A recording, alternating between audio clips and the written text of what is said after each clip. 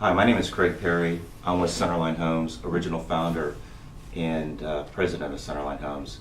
I've invited today Gus Pasquale from Element Funding. Gus is a 20-plus year veteran of the mortgage industry, opened up Element Funding, 3.5-year-old company, done fantastic, one of the largest and fastest growing mortgage companies in the business, to talk to me today about how the home buying process and mortgage financing works.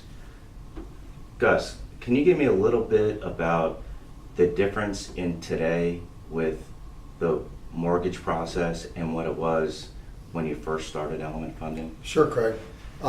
Actually, it's almost identical. The industry's reverted back to traditional underwriting and validating income and assets, whereas 7 or 8 years ago, it got away from that.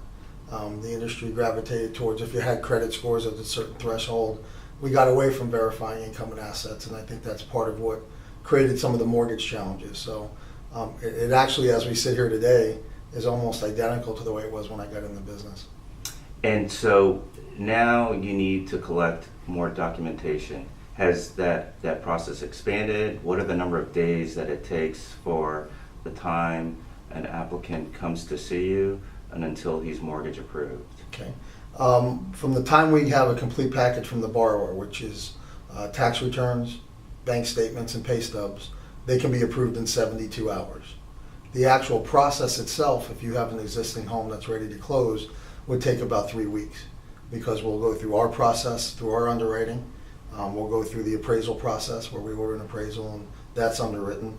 And then simultaneously the title entities are doing the title work and all that verification. So from start to finish, the whole process averages about 3 weeks, but a borrower could be approved in 72 hours.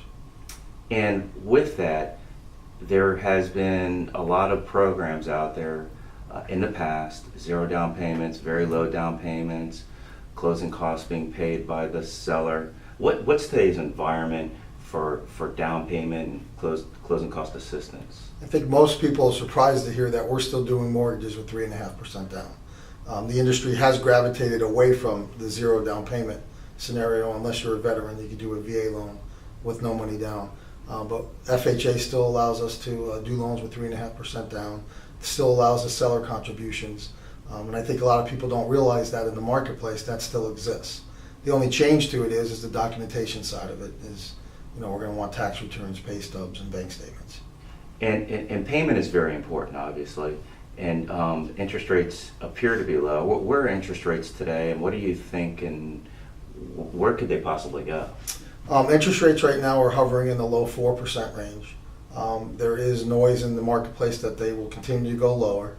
What we see in the applicants that we have is the value in homes like yours at Centerline, and with coupled by the low rates.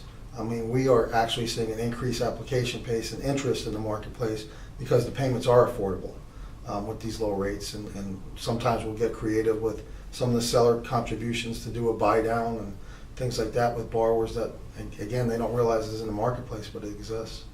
And you hear today about buy versus rent, and it seems as if the buy side has gotten a lot of negative, and there's been a gain on the rent side in terms of the media and everybody looking into what all of those payments can be. When there's a back end ratio, what is considered a payment and what is considered a rent?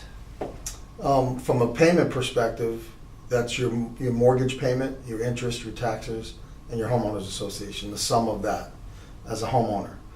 When you're renting, it's purely the amount that you agree to pay the landlord.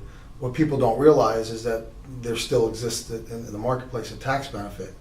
So by virtue of your home ownership, you get to write off the interest and the real estate taxes on your property, and people never really drill down on the fact that they could have a better net effect as a homeowner than they could as a renter if they really just drill down and took the opportunity to either talk to the new home consultant or talk to a mortgage broker or banker to make sure that it probably would work for me. And now that 30-year fixed rates are as low as they are, now's the time to jump in it, and the value in South Florida has been fantastic. And that's great. And you would think that more people would jump into the marketplace, but there is credit scores where it inhibits a new home buyer to come into the market. Tell us a little bit about credit scores and how that can affect the decision of a mortgage applicant.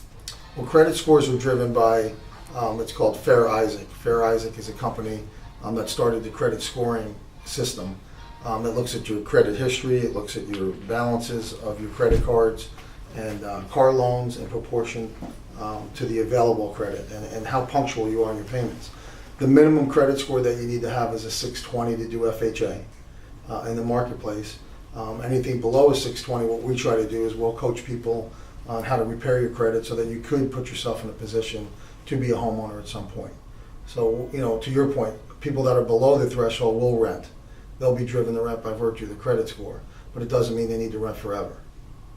So it seems like today that everything is the same as it was before. The appearance in the marketplace is that a mortgage is much more difficult to get a hold of, and that credit is widely available for those that are credit worthy. And I thank you for your insight today, Gus, and it was a pleasure listening to you. Thanks for inviting me. Thank you.